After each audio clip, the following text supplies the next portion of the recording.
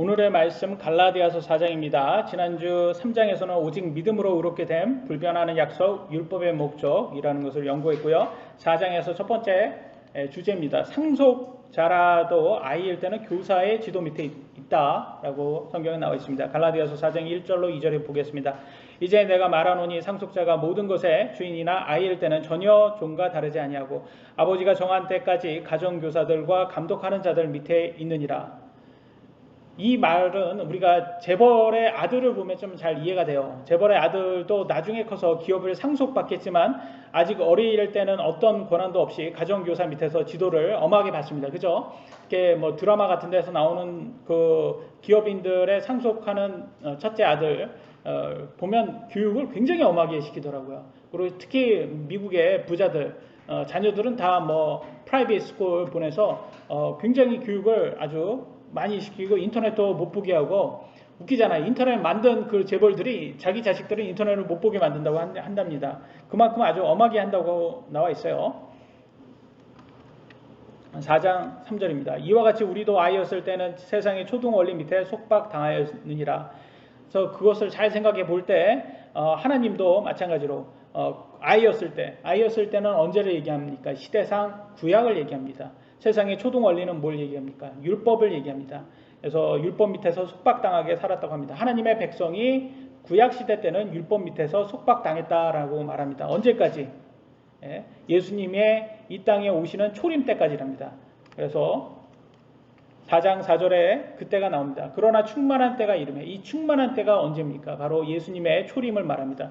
하나님께서 자신의 아들을 보내사 하나님의 아들 예수님이죠. 여자에게서 나게 하시고 율법 아래 있게 하셨나니, 여자에게서 났다라는 것은 아주 큰 의미예요. 무슨 말을 하냐?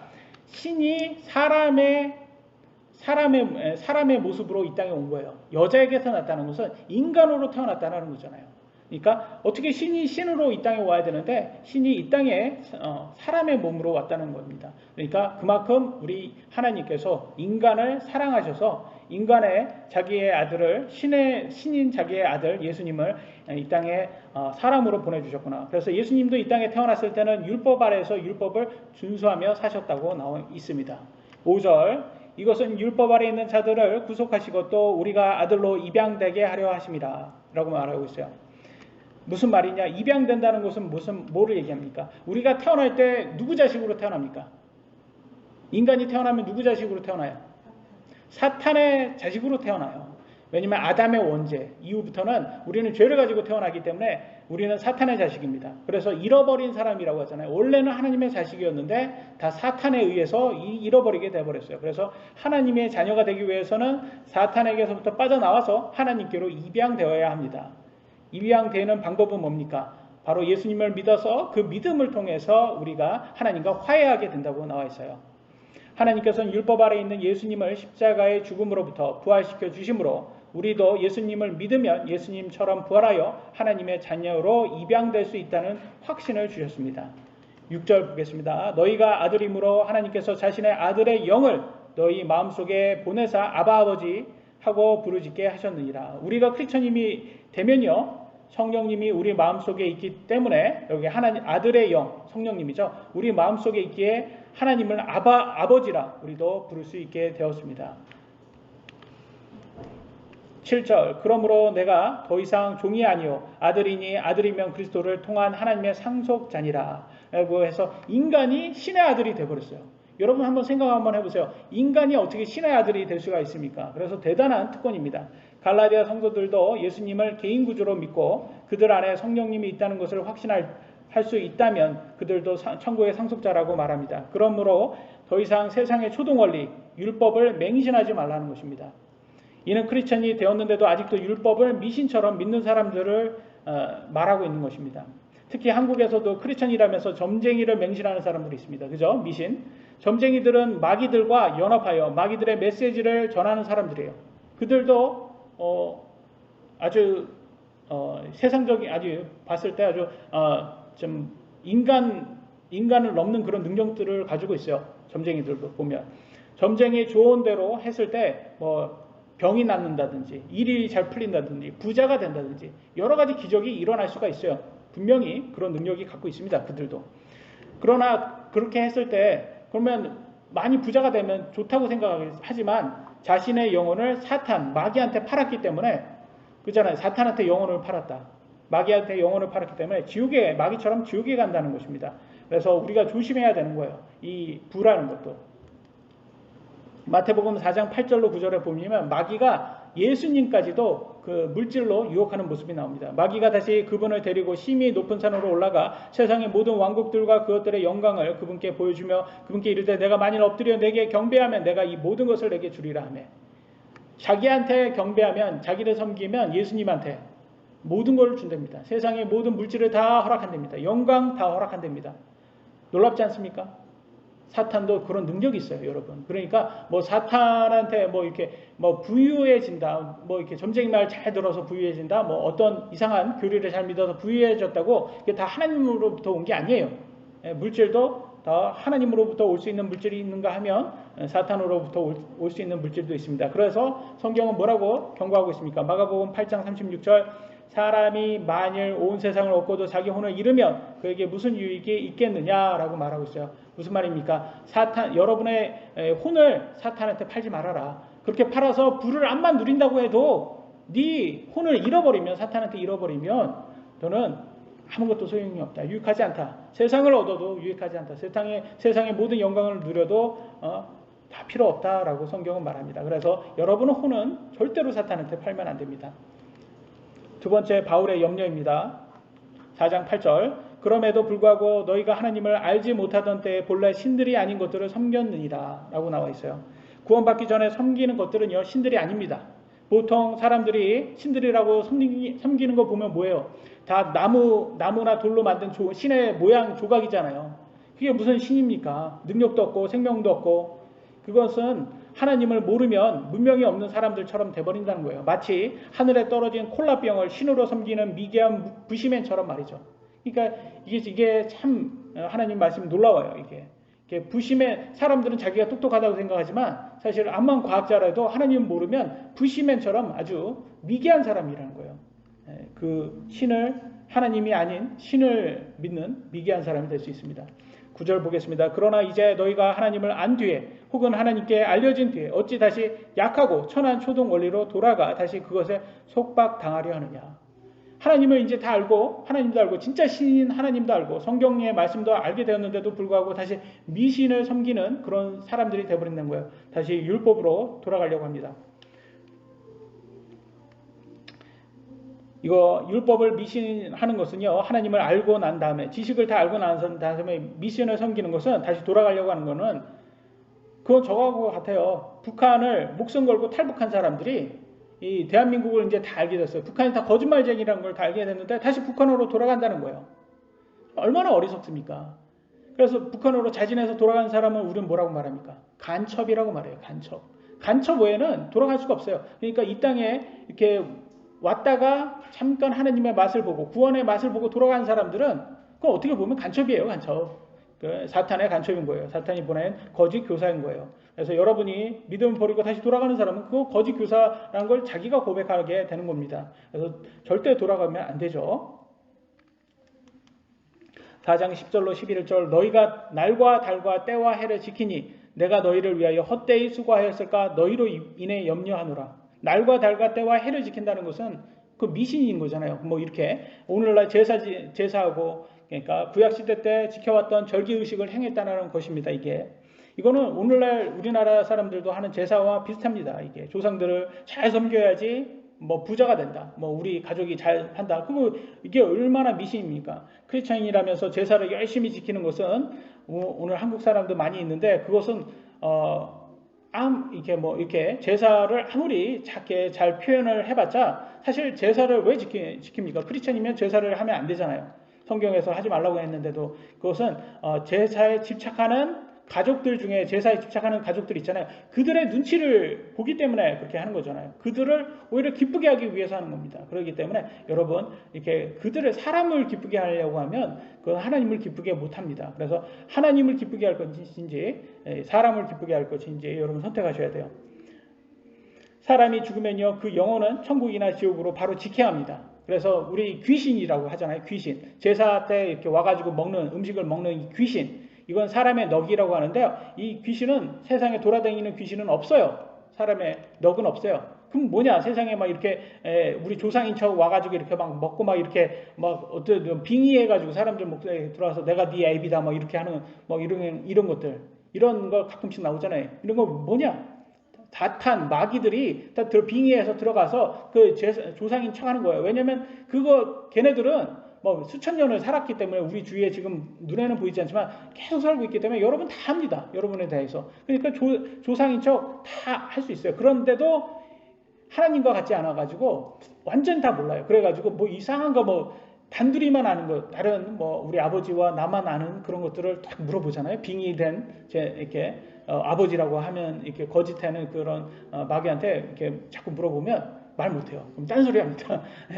딴소리하고 막 그래요. 그 빙의된 사람들 이렇게 하고 이렇게 얘기하는 다큐멘터리 그런 거 실제 빙의된 사람들 그거 보면 딴소리 하는 걸 많이 봐요. 그러면서 막 엄하게 막 꾸짖고 막 그래요. 그래서 말 못하게 해요. 그래서 다 그게 뭐예요? 마귀가 들어가서 빙의해가지고 조상인 척 하는 거예요. 그래서 근데 그런 거 하면 막 정성스럽게 막 음식 막 마련해서 제사로 막 우리 부모님 드린다고. 사랑하는 자식이니까 사랑하는 부모님께 정말 드린다면 그 얼마나 좋은 겁니까? 효도잖아요. 근데 그게 사실은 마귀한테 드리는 거예요. 마귀한테. 헛되고 쓸데없는 거라는 거죠. 12절 보겠습니다. 형제들아 내가 너희에게 간청하노니 내가 너희와 같이 되었은즉 나와 같이 되라. 내가 내게 조금도 해를 끼치지 아니하였노라. 왜 해를 끼치지 않는다? 자기와 같이 되면 왜 해가 된다고 할까요? 그것은 사도 바울처럼 되면 갈라디아 교회가 사도 바울처럼 되면 오히려 사도 바울이 공격을 받을 수가 있다는 거예요. 누구한테 공격을 받을까요? 율법주의자들한테 공격을 받을 수가 있어요. 왜냐면 지금 율법주의자들이 갈라디아 교회를 자기 편으로 만들려고 하는 거예요. 그런데 만약에 사도 바울 쪽으로 간다 갈라디아 교회가 그러면 율법주의자들이 누구를 공격을 하겠습니까? 사도 바울을 공격한다는 겁니다. 그럼에도 불구하고 사도 바울은 괜찮다. 나는 이거 감당할 것이다.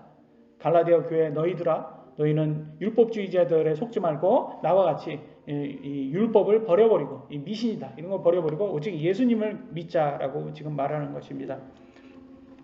여러분이 제사를 지내지 않으면 제사에 집착하는 가족들이 뭐라고 합니까? 며느리가 우리 집에 잘못 들어와서 교회 다니는 며느리가 들어와서 우리 집안 망한다고 막 이렇게 하는 그 드라마 같은 데 보면 나옵니다. 근데 사실 뭐 그렇게 하는 부모도 있고 그런 시부모도 있고 그렇게 하는 사람들이 있겠지만 사람을 너무 두려워할 필요 없어요. 사람은 두려워할 대상이 안 됩니다. 정말 두려워할 대상은 하나님이에요. 그렇잖아요. 사람이 뭐 그렇다고 해도 사람이 뭐 두려워할 대상이 됩니까? 우리가 하나님을 두려워하는 모습을 담대하게 그들에게 보여줘야 돼요. 사람들에게, 가족들에게. 그러면 가족들은 싱겁게 받아들입니다. 쟤네는 안 되겠다. 그래서 완전 포기하거나 그냥 그걸 받아들입니다. 그잖아요. 부모나 형제가 우리 보지 않을 거라면 받아들일 수밖에 없어요. 저는요, 저희 집에서는 제가 처음으로 이제 예수님을 믿었거든요. 전 믿고 나서 제가 뭐라고 했겠습니까? 저는 더 이상 제사 안 지냅니다. 예? 저 보려면 저한테 그런 거 강요하시면 안 됩니다. 제가 막 버렸죠. 그리고 저는 저희 자식들, 저희 어머니께 그랬죠.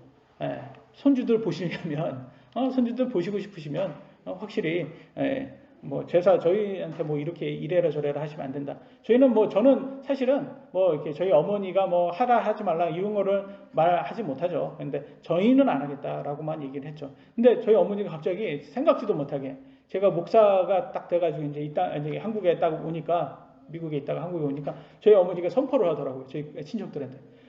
저희 집이 큰 집인데 그리고 큰 집 며느리인데 나는 더 이상 제사를 안 지내겠다. 우리 집안은 더 이상 제사를 우리는 이제 크리스찬이다. 이렇게 선포를 하신 거예요. 그래서 깜짝 놀랐습니다. 그래서 그 다음에는 싱겁게 지나갔어요. 싱겁게 더 이상 누구도 이제 큰 며느리니까 누구도 말을 못하는 거예요. 누구도 말을 못하고 오히려 저희 어머니의 눈치를 보더라고요. 그래서 저희 가족들도 저희 형도 저한테 뭐라고 안 하고 그래서 저희 집은 오히려 저희 어머니는 독립침례교회에서 신앙생활을 열심히 잘하고 계십니다. 그래서 여러분들도 확실하게 여러분의 믿음을 담대하게 내가 하나님을 두려워하는 사람이라는 걸 가족들에게 보여줄 필요가 있습니다. 갈라디아서 4장 13절로 14절 너희가 알거니와 내가 처음에 육체의 연약함을 통해 너희에게 복음을 선포하였노라. 내 육체 안에 나를 시험하는 것이 있었을 때 너희가 그것을 업신 여기지 아니하고 거부하지도 아니하였으며 오히려 나를 하나님의 천사같이 곧 그리스도 예수님같이 받아들였도다. 이 처음에 사도 바울이 갈라디아 교회에서 복음 전했을 때는 갈라디아 교회가 아주 예수님처럼 사도 바울을 받아들였다고 합니다. 심지어는 사도 바울의 육체의 연약함을 뭐 부끄러워하지도 않고 잘 받아들였다고 합니다. 이 육체의 연약함은 뭘까요? 다음 구절을 통해서 우리가 뭘 예측을 해볼 수 있냐면 아마도 눈이 아니었냐라고 봅니다. 그래서 사도 바울이 많은 신학자들이 사탄이 사도 바울을 쳤잖아요. 쳐서 육체의 가시, 연약함을 줬습니다. 그래서 그게 바로 눈이었을 것이다 라고 봅니다. 눈이 안 좋았다. 4장 15절 그런데 너희가 말하던 그 복된 일이 어디 있느냐 내가 너희에게 증언하노니 너희가 할 수만 있으면 너희 눈이라도 빼어 내게 주었으리라 라고 나와 있잖아요. 그래서 눈이라도 빼서 준다라고 할 만큼 예수님처럼 사도 바울을 처음에는 받아들였어요. 근데 지금은 완전히 율법주의자들한테 속아서 그쪽으로 넘어가려고 하고 있어요. 지금. 근데 처음에는 막 이렇게 눈이라도 빼주려고 한다는 것을 볼 때 사도 바울이 눈이 굉장히 뭐 거의 장님처럼 안 좋았지 않았을까 그렇게 생각을 합니다. 고린도 후서 12장 7절에 나오잖아요. 우리가 기존에 공부한 것처럼 계시들이 넘침으로 말미암아 내가 분량 이상으로 높여지지 않게 하시려고 주께서 내게 육체 안에 가시 곧 사탄의 사자를 주사 나를 치게 하셨으니 이것은 내가 분량 이상으로 높여지지 않게 하려 하심이라 라고 하면서 이제 이게 하나님께서 겸손하라고 무슨 건강적으로 어떤 것을 주셨는데 사탄으로 치게 했는데 그게 바로 눈이 아니었을까라고 생각합니다. 그래서 여러분 한번 생각 한번 해보세요. 여러분 장님이 된다고 한번 생각 한번 해보세요. 차라리 장님보다는 손 하나가 망가지는 게 낫지 않습니까? 그잖아요. 눈이 망가지면 손 두 개 다 있어도 이게 장의자처럼 이렇게 손 두 개를 제대로 못 쓰잖아요. 눈이 망가져 버리니까. 그러니까 차라리 눈보다는 다른 게 더 망가진 게 많을 정도로 좋을수록 눈이란 게 그렇게 소중하지 않습니까? 그런데 아마 눈을 친 게 아닌가, 눈을 사탄이 쳐서 아마 장님처럼 그렇게 해서 다른 사람의 도움이 없이는 많이 못했을 것 같아요. 그러면 어떤 교회 가면 저 장님 와가지고 지가 뭐래 한다고 그렇게 보지 않겠어요? 그런데도 불구하고 갈라디아 교회는 아주 예수님처럼 그렇게 사도 바울을 받아들였는데 그때와 다르게 지금은 완전히 또 바뀌어서 이제 사도 바울을 원수처럼 보고 있어요.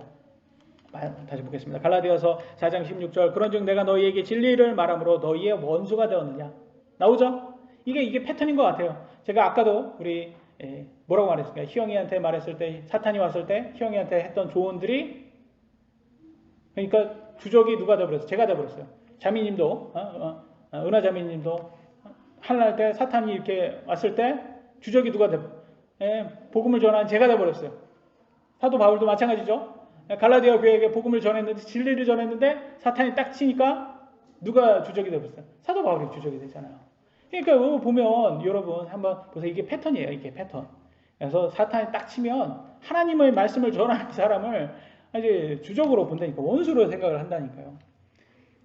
심지어 제가 경험했던 겁니다. 미국에 있을 때 미국에서 제가 한국 분들에게 이렇게 말씀을 전하면 한국 사람들은 되게 좋아하죠. 왜냐하면 특히나 거기에서는 이제 특히 독립침례교회에서는 한국말로 이제 성경을 배울 수 있는 데가 많이 없어가지고 제가 처음에 와서 이제 신학교 끝나고 와서 이제 복음을 전했더니 하나님 말씀을 이렇게 쉽게 가르쳐 주었더니 굉장히 좋아하셨어요. 그래서 저를 엄청 많이 챙겨주시고 막 우리 가족이 온 것을 많이 좋아하셨어요. 근데 그 중에 한 분 제일 어떻게 보면 저희에게 참 친절하게 대하셨던 분이 한 번 딱 틀어주니까 저를 막 굉장히 막 주적으로 원수처럼 막 보시는 거예요. 근데 뭐 때문에 틀어졌냐면 하나님의 말씀을 전하는 것 중에서 하나님의 결혼관에 대해서 설명을 했는데 거기에서 틀어진 거예요. 왜냐면 이 자매님이 이혼 경력이 2번이나 있는 거예요.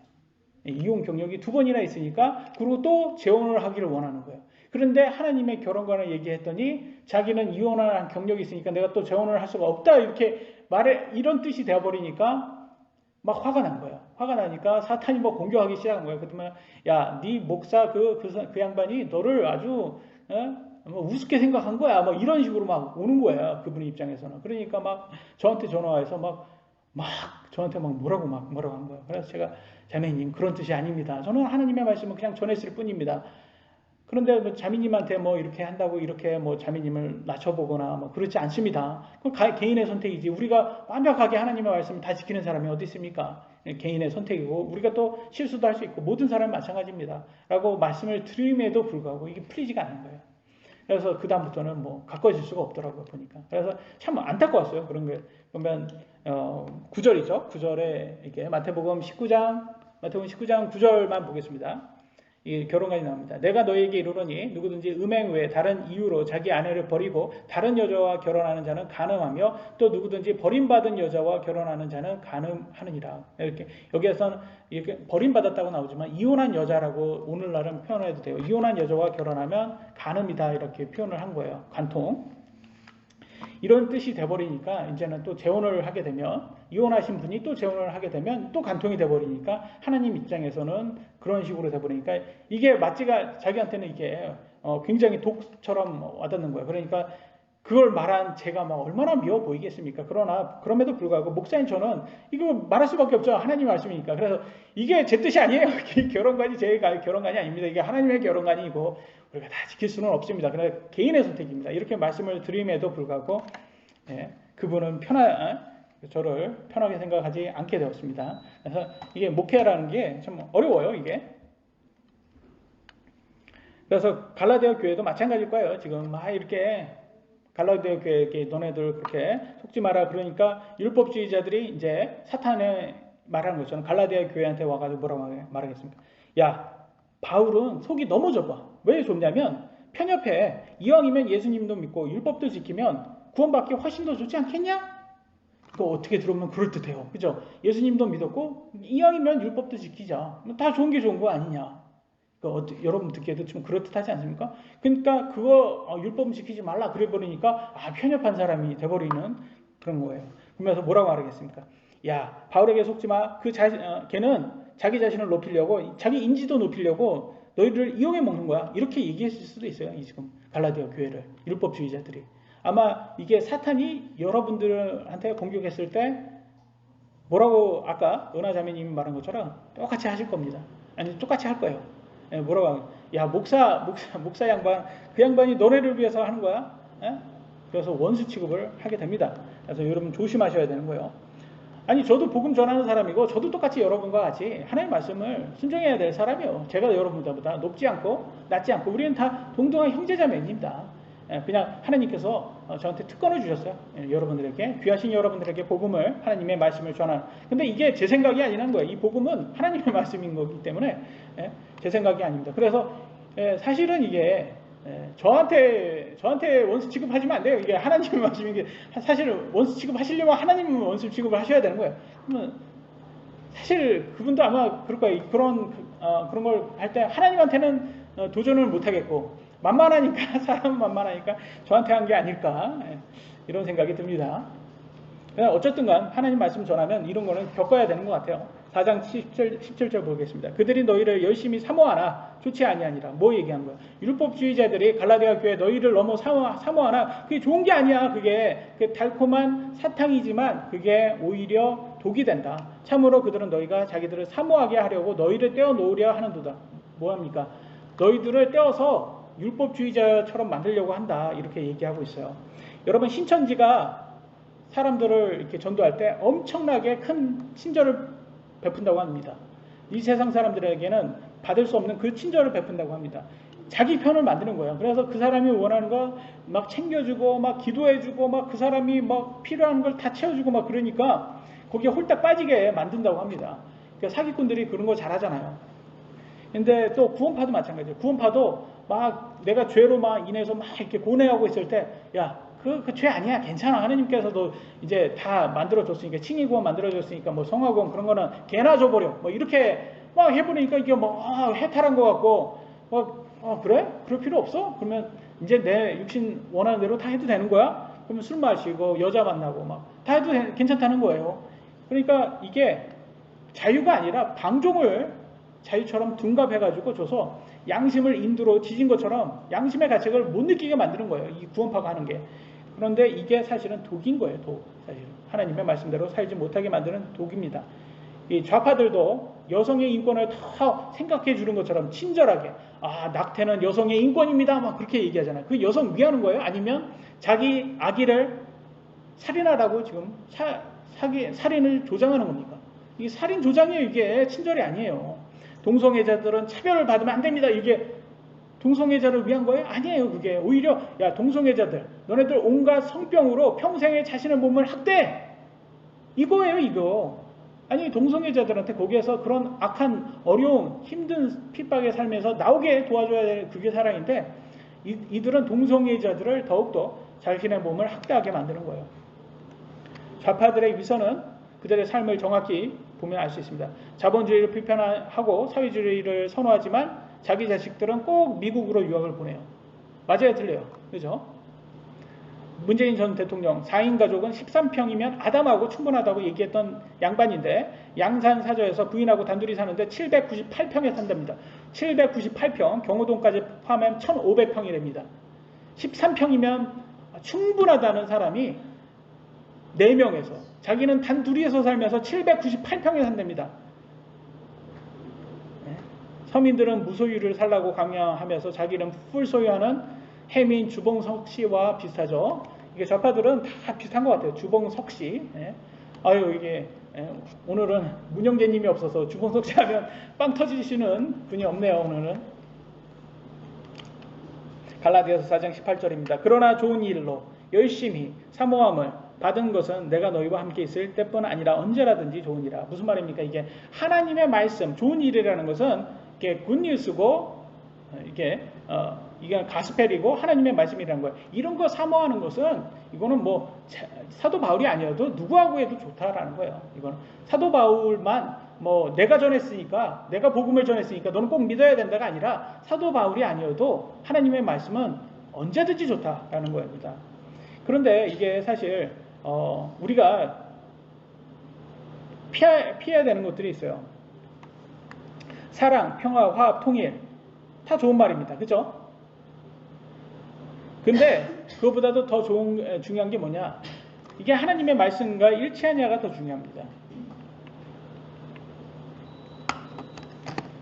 누가 전했냐 보다도 더 중요한 것은 지금 이 말이 하나님 말씀하고 일치하냐가 더 중요해요. 왜냐하면 북한은 나라 전체가 사이비 이단 종교입니다. 나라 전체가 이단 종교예요. 그런데 그런 북한하고 사랑, 평화의 화합, 통일을 할 수 있어요? 없어요? 없어요, 여러분.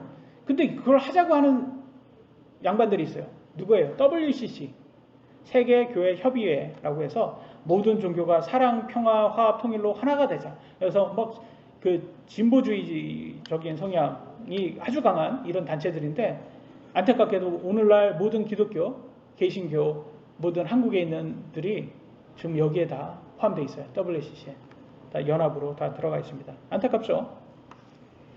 근데 WCC가 뭘 원하냐? 그거예요. 하나님의 구원론을 버리라는 겁니다. 예수님 외에도 구원이 있다. 불교에도 구원이 있고 천주교에도 구원이 있다. 각자 자기들만의 약간 다른 거지 다 구원 받는다는 거예요. 걔네들도. 그 말은 뭘 얘기하는 거예요? 예수님을 버리라는 거예요. 여러분한테. 근데 겉으로는 뭐래요? 크리스찬의 사랑이라면서 엄청난 선행을 하는 것처럼 막 하잖아요. 이 천주교가 얼마나 그런 거 잘하는지 몰라요. 근데 그들은 기독교의 가장 중요한 예수 그리스도의 복음을 부정하는 단체라는 거예요. 그들의 사모함에는 좋은 일이 아니라는 거예요. 겉으로 보기에는 좋은 것 같지만. 그래서 여러분 진리의 복음, 하나님의 말씀 없이는 다 독입니다. 4장 19절 보겠습니다. 나의 어린 자녀들아 너희 속에 그리스도께서 형성되실 때까지 내가 다시 너희를 위해 해산의 수고를 겪노라. 그리스도의 형성이 안 됐다는 거예요. 성령님이 없는 것 같은 그런 모습이 보이고 있어요. 지금 갈라디아 교회에도 이런 모습이 보일 수 있습니다. 우리는 사실 사람의 겉모습밖에 모릅니다. 사람의 마음은 몰라요. 그런데 그 사람의 말을 우리는 믿을 수밖에 없어요. 근데 그 사람의 말이 하나님의 말씀하고 멀어진다고 하면 하나님의 그리스도의 형상이 이 사람 안에는 형성이 아직 안 됐나 보다 이렇게 의심할 수밖에 없어요. 우리가 판단하고 그렇게 할 수는 없지만 그 사람의 말에 따라서 우리는 바뀔 수밖에 없습니다. 그들을 판단하는 것을. 바울은 해산의 고통으로 갈라디아 사람들을 크리스천으로 만들어 놓았는데 이제는 율법주의자들이 에게 속아서 진리의 믿음을 버리고 잘못된 복음을 믿으니 다시 그곳에서 끄집어내기 위해서 또다시 해산의 수고를 겪는다라고 말하고 하고 있어요. 이것은 예수님 때도 이렇게 말을 한 적이 있습니다. 뭐라고 말했는지 보겠습니다. 마태복음 23장 15절에 이렇게 말합니다. 예수님 말씀하십니다. 서기관들과 바리새인들 위선자들아 너희에게 화가 있을지어다. 너희가 개종자 하나를 만들기 위하여 바다와 육지를 두루 다니다가 만들면 그를 너희보다 2배나 더 지옥 자식이 되게 하는도다. 뭐라는 거예요? 얘네들이. 이 율법주의자들이요. 사람을 이렇게 찾아다니다가 그들처럼 만든 다음에는 그들보다 더 심하게 2배나 더 지옥의 자식으로 만든다는 거예요. 이것처럼 무서운 게 없어요, 여러분. 그래서 이 서기관들, 바리새인들, 율법주의자들은 사람들을 다 2배나 더 지옥 자식으로 만든다. 그래서 아주 두려운 사람들이에요. 무서운 사람들인 거예요, 이 사람들이요. 그래 오늘날 거짓 교사들, 이단 이런 사람들, 하나님의 말씀 외에 다른 것을 가르치는 사람들이 위험한 사람들이라는 것을 여러분 아셔야 됩니다. 4장 20절 내가 이제 너희와 함께 있어 내 목소리를 바꾸기 원하노니 나는 너희에 대하여 의심하노라. 뭐라고 해요? 이제는 도저히 안 되겠다. 사도 바울이 뭐랍니까? 갈라디아 너네들 정말 크리스천 맞냐? 의심하고 있어요, 이게. 왜냐하면 예전에 그 복음이 아니잖아요. 지금 예전에 그 예수님의 복음을 믿는 그 교회가 아니게 돼버렸어요. 이제는 율법주의자들이 되어버렸다는 거예요. 우리는 인간은 사람의 겉모습밖에 볼 수 없잖아요. 속마음을 볼 수 없기 때문에 이렇게 판단을 해서는 안 되지만 그들의 말이 바뀌면 우리도 그들을 바꾸게 볼 수밖에 없어요. 왜? 열매에 따라서 사람이 틀려지니까.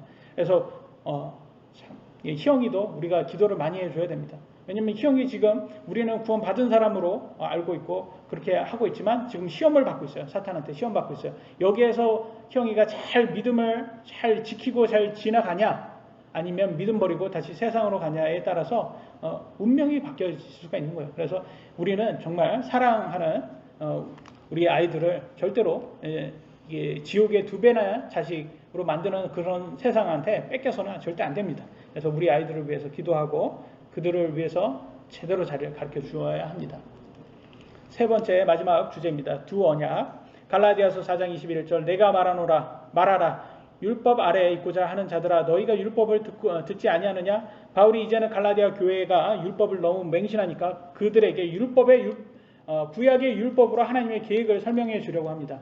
그러니까 율법을 좋아하니까 율법을 내가 설명을 해 주겠다라면서 하나님의 뜻과 하나님의 뜻이 뭔지 차이를 두 언약, 그러니까 구약과 신약의 설명을 해주기 시작합니다.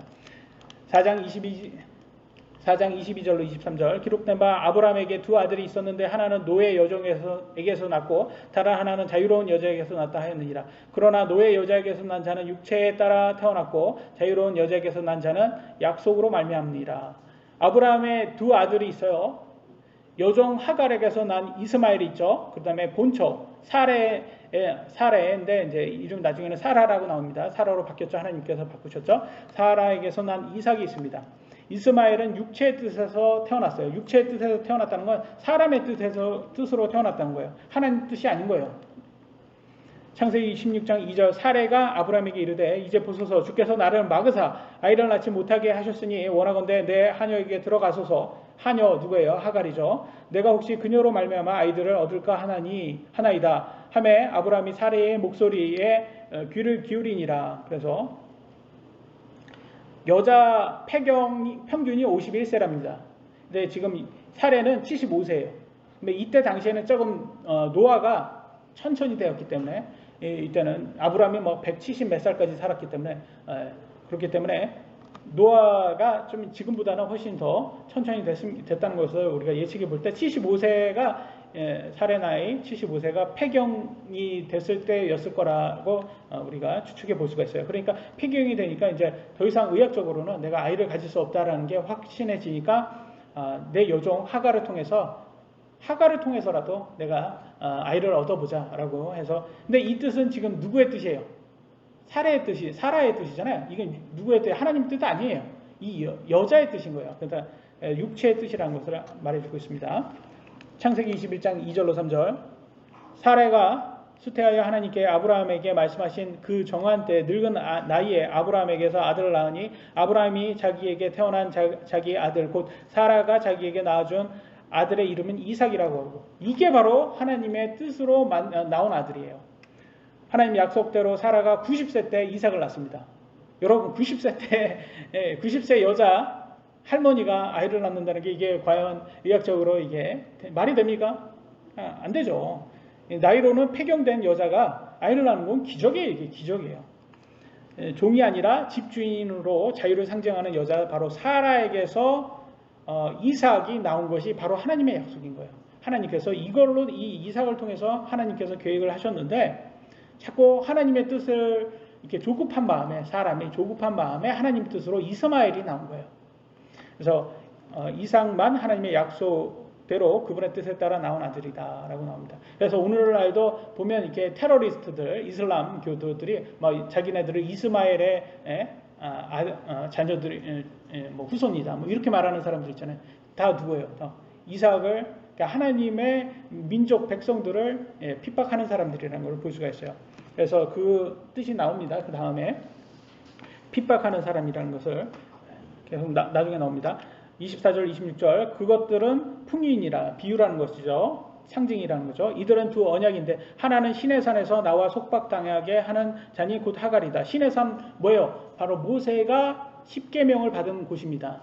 그렇죠? 그러니까 이건 율법을 얘기하고 있는 거예요. 하갈은 무엇을 상징한다? 바로 율법을 상징한다. 이 하갈은 아라비아에 있는 신의 산이요 지금 있는 예루살렘에 해당하는 곳으로 자기 아이들과 더불어 속박 중에 있느니라. 그래서 사실 율법은 속박하려고 하는 그런 속박하는 그런 능력이 있어요. 속박하는 라고 준 거예요.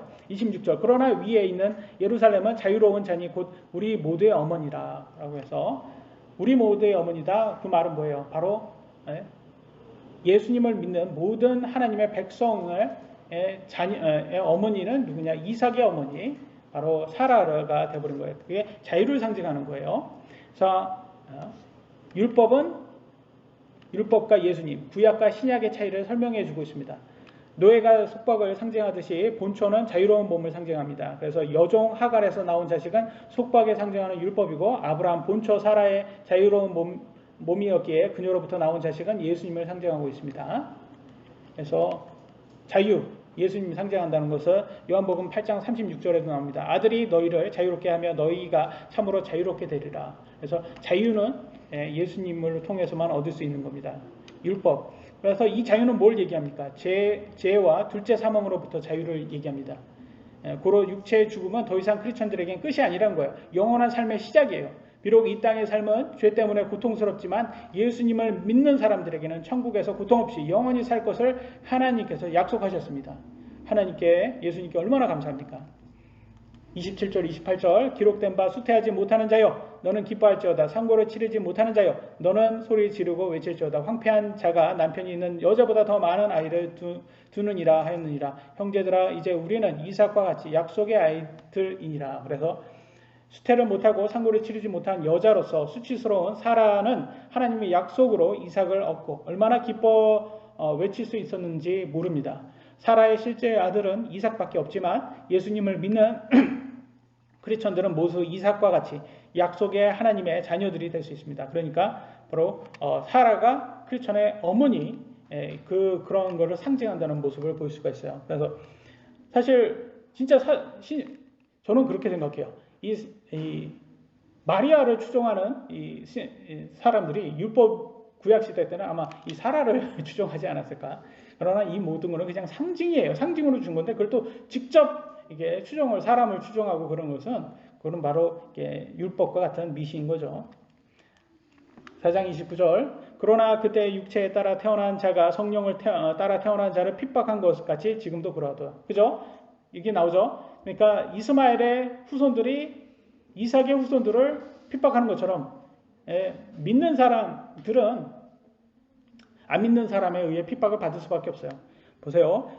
창세기 21장 9절로 10절 사라가 보니 이집트 사람 하갈의 아들 곧 그녀가 아브라함에게서 낳아준 아들 누구죠? 이스마엘이죠.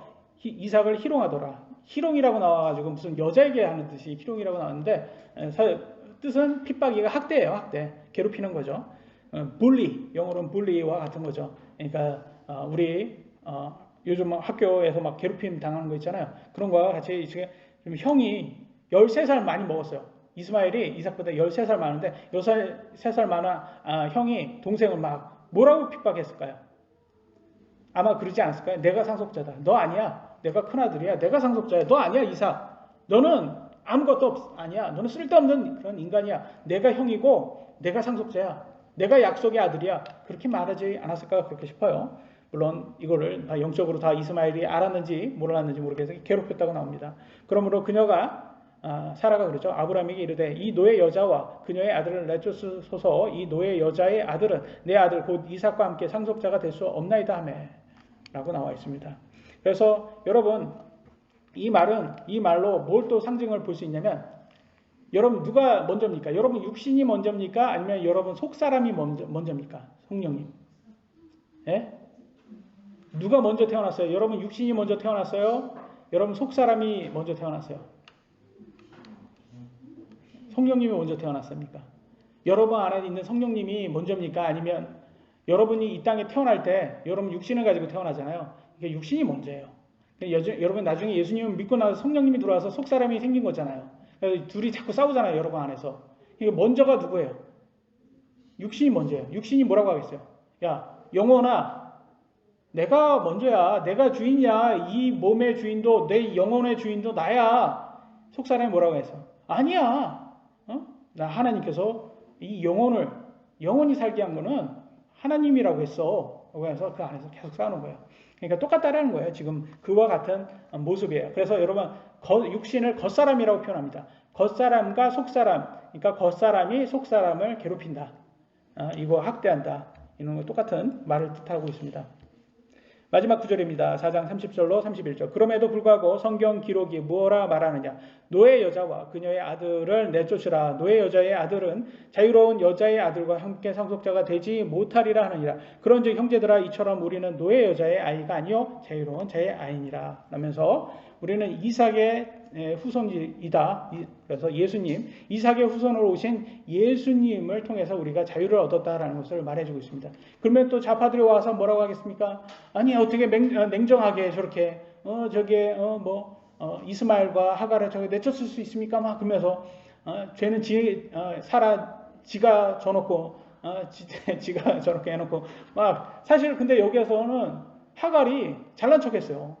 사라를 막 사라한테 내가 아들 낳았어 뭐 이런 식으로 집주인인데 종 주제 집주인한테 내가 아들 낳았어 그러면서 지가 막 집주인처럼 만인처럼 행세하려고 그러니까 사가리 입장에서는 얼마나 저게 보기 싫겠어요. 저거.